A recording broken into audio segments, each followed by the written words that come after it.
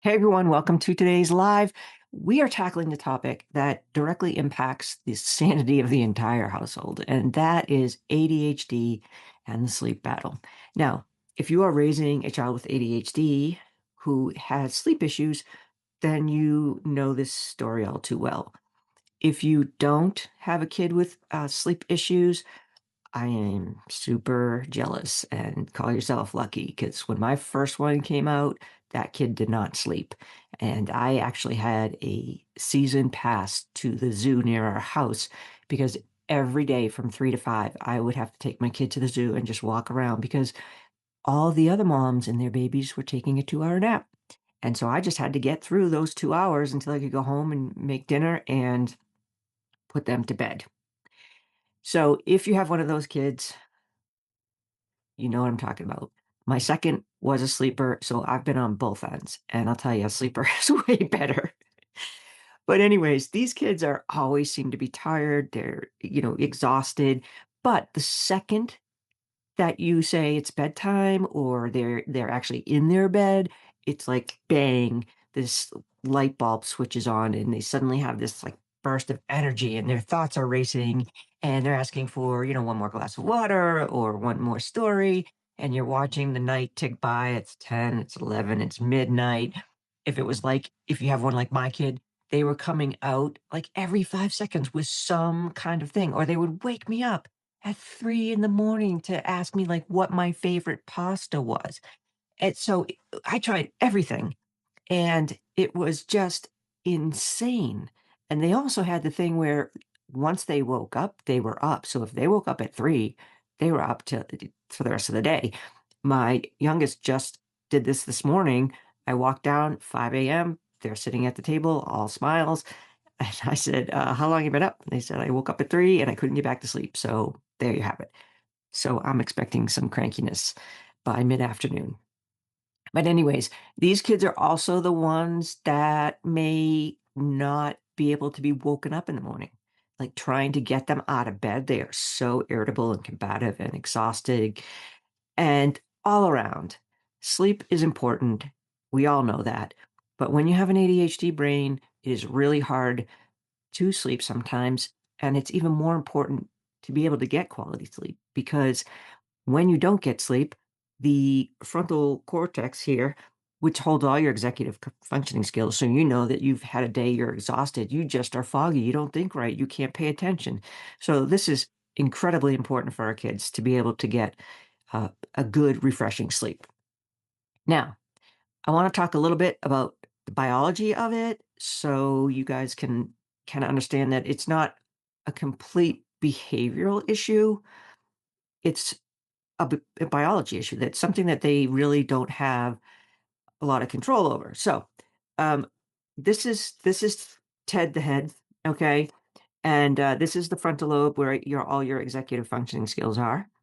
But here's the thing: there's a bunch of different parts of the brain that are used to regulate attention, so daily attention. But those same areas of the brain regulate sleep, that wake sleep cycle. So being able to know your body to know when it's supposed to go to sleep and when your body's supposed to wake up, that is in the same regions. So now you have an ADHD brain that already struggles, that already has a different wiring. And so it's kind of like a double whammy. Thank you, Ted. So I want to talk about four specific types of sleep disturbances. The first one is initiation insomnia, and that is that bedtime second wind where their minds can't slow down. They get a burst of energy. The second they lie down, their minds just going, going, going, going, going. Then there's restless sleep. Those are the kids that toss and turn all night. They are up and down all night. You find them tangled in their sheets. They're sprawled out sideways, waking up to all the little noises. My kid, my oldest, I used to say was like sleeping with a bear because they just were all over the place. They slept in the weirdest positions, and I'd wake up and their feet would be in my face and all this kind of stuff. Now, the problem with that is it's not a refreshing sleep. So when they wake up, they're still tired as when they went to bed. The other one is the difficulty waking, which is they've slept through the night. Maybe it's been fitful, they haven't really had a good night's sleep. And then near the early hours of the morning when you're getting close to coming out of sleep, that's when they fall into a deep and heavy sleep. And that's right around the time when they're supposed to be waking up and getting ready for school. And so they are difficult to wake up. They wake up irritable and combative, and they're exhausted because they are starting to get their restorative sleep at the wrong time. And then there's intrusive sleep. And this is the wildest one. And I learned this back when my kid was younger. But when an ADHD brain is forced to do a task that is completely boring, that's no interest to them, because ADHD people have an interest-based nervous system, their nervous system is going to disengage and start to look for dopamine because there's no way they're going to do the task unless they activate their brain. So when my kid was 4, the teacher said, when they sit down, they get incredibly sleepy, so they have to keep moving, and you would think that they're not learning, but they are. The learning and keeping moving helps to distract them enough that they can take in what I'm saying, so if I ask questions, they know the answers. So it is really weird, and I've experienced it myself, and it's just it happens so suddenly sometimes. It just brings on this sudden drowsiness during the day, like this heavy, heavy fatigue that you feel like you can't do one more thing, and, it stinks, especially if you're in the middle of something, then you really have to get something done. Now, our kids, they are already pretty sensitive to the, sensory stimulus. They take in everything. It's very hard for their brain to filter out what's happening, and their body reacts more strongly to everything around them, to all that sensory stuff. So we've got an differently wired brain. We've got the biology of sleep in the brain that's already having issues with regulating itself. And then you are hypersensitive to outside stimulus and everything that's going on around them. You would think that, okay, well, what can we do? And I'll tell you, it's tough because my kids still struggle. So it's not something, and I still struggle myself. I was not a sleeper when I was young either. Payback, right? That's what my mom says. So it's something that I don't think can be completely fixed unless there is a different issue that they're having, like sleep apnea or something to that effect. But having an ADHD brain, we really need to have that sleep routine, that bulletproof sleep routine. Um, and I know that most people are like, "Oh, yeah, we go to bed at the same time. We have the same routine. We wake up pretty much the same time every day." And I did all of that. I had the routine, the bath, the reading the books, putting them to bed, the music and all that, and it still was really tough. So, of course, you probably heard some of these and you think, "Oh my gosh, all right, I've heard these." But they still hold true. So the whole screens, turning off the screens at least an hour before bed because the blue light halts melatonin production in the brain and it's already struggling to produce that. Now, I'm on the fence between that and because I was always one of those people like your kid, you're not going to have screens, you're not going to have TVs in your room, nothing like that. But as I got older, I realized that that was more difficult, and also that having noise in the background was something that helped them sleep, and that's kind of what the next thing is when you have them asking for one more story or more water or whatever, um, they are trying desperately to get sleepy and get their brain to stop racing. We used to use audiobooks, and it worked amazing.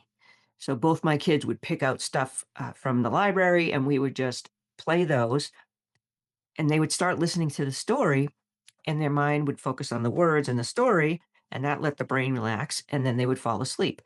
Now, if you are gung ho, you could also read a story and record it and use that for them to listen to, so they hear you on the speaker, which kind of eliminates having to do that one more story thing.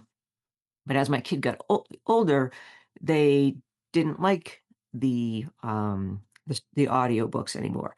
So, like, my oldest would listen to a podcast that they had heard a million times, or they both my kids will I did relent and put TVs in the room, and so they will put on, like, a 10-hour thing on YouTube, and just having that really low in the background would help them fall asleep.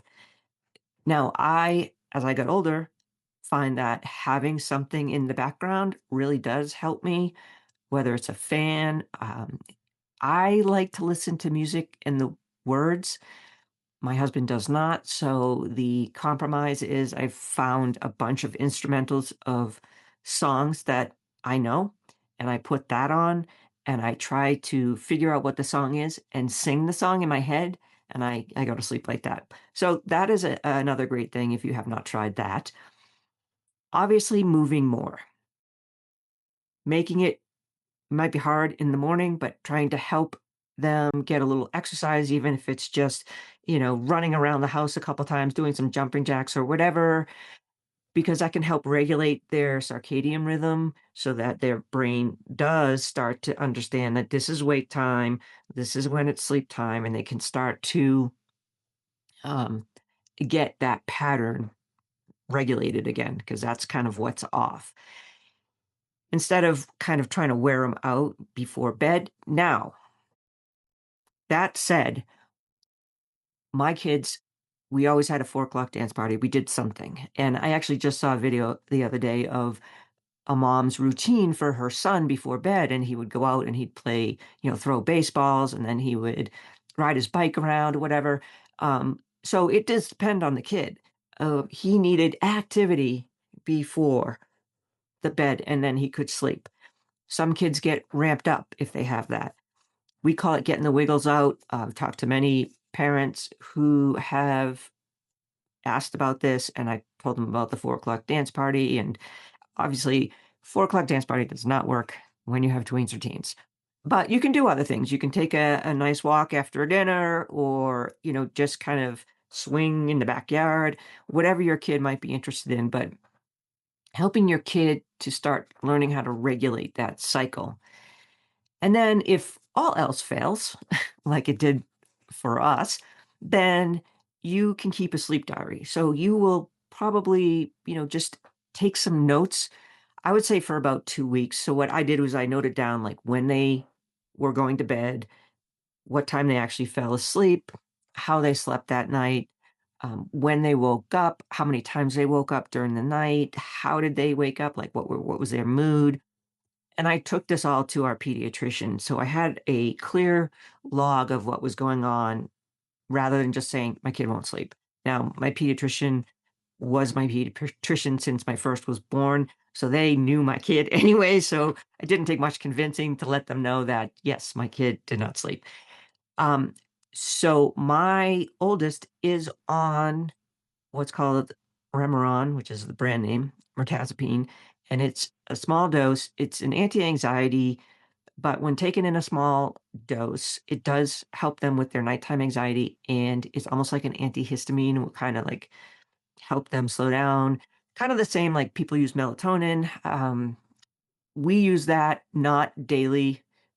If kids are having a hard time or whatever, we will use that. But when they were younger, we did use it more. So don't be afraid to get your doctor involved and talk about this. And, there's just some kids that it's just not going to work for them. Oh, another thing, and it's not 100% proven, and I'm not a doctor. So if you are at your pediatrician's, this is something that you should talk about. But magnesium. Magnesium at night can help you sleep. I take it every night. It's the magnesium glycinite, something. Magnesium G, not the magnesium C, if you're looking for it. That has done wonders for me. Taking that before night. You can also get it in like a spray or a cream that you can rub on your feet or your kids' feet. So again, I'm not a doctor, so any of those kinds of things should be sent through your doctor. Talk to your doctor, whether melatonin, whether it's some kind of a night medicine, or if you're going to add magnesium. Please, please talk to your pediatrician first, because they know everything that your child is taking, who your child is, and they can give you better advice than anything that I can. So, no medical advice. But, anyways, when your child does not sleep, their executive functioning skills like just drop about 50% the next day. And that's going to trigger more behavior battles, right?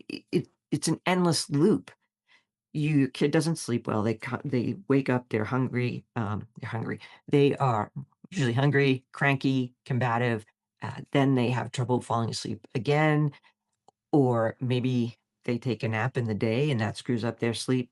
And it's just this endless, endless loop around. And so we need to find a way to break the loop. And those, what I just talked about, are some of the ways that you can do that to try to get them back on a good sleep schedule and get them to have a better circadian rhythm. But know that it's exhausting for you and the battles stink, but you can lessen them, and you can also get support from your pediatrician. I used to let my kids go in their room and play. They had to stay in their bed and they had to have the lights off, but they could play. And so they would take their favorite toys in and they would, have dolls or whatever, and they would have a conversation and eventually they would fall asleep. So it would be like, hey, this is the time that you're going to bed and lights are out. You do not have to go to sleep, but you have to stay in bed. And amazingly, that kind of started helping my oldest. I've tried everything with my oldest. One of the tricks I had, which did not work very well for me because my kid was not motivated by money, but helped a friend of mine when I told her, was I would give my kid 4 quarters at night. And I would say, every time you get up, I'm going to take a quarter away. And so in the morning, whatever quarters you have left, you get to keep. Now, my kid was not motivated by money at that time. I didn't realize that. My youngest is, and it probably would have worked with him if I didn't have to have, if they were not a good sleeper. But I did tell a friend about that, and she did it with her child, and it worked like a charm. That kid wanted that money, and so they did not want to give up those quarters. So just a tiny little tip there in case you do have a kid that's very motivated by money.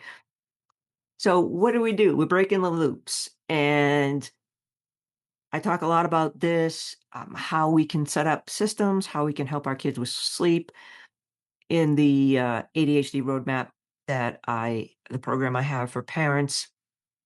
If you're interested in learning more and you have not already, you can register for my free webinar. It's how to stop the daily battles and finally connect with your ADHD kid. There is a link in the group under the guide. And if you can't find that, I will put the link in the comments. So if you haven't gotten a chance to check that out, do so. It's just 25 minutes long. And right now, if you sign up, you do get a free guide from me with quiet time activities to use. I did that so that you had things you could probably get your kid to do so you could watch the webinar, but also so that it's summertime, things are happening, just to give you some jump starts, a jumping off point of things that you can do. And there's something for every age. So signing up for it, you get this free gift.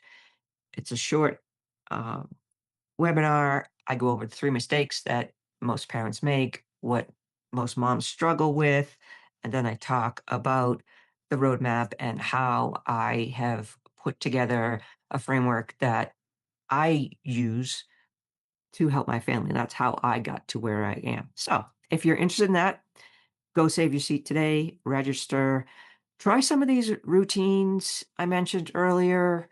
And if you do, drop a comment, let me know how things go. Or if you have a trick or tip that has helped your kid with sleep, please comment below because it could definitely help other moms as well. But that's all I got. So I hope you guys have a great day, a great rest of the week, and remember to keep moving forward. See ya.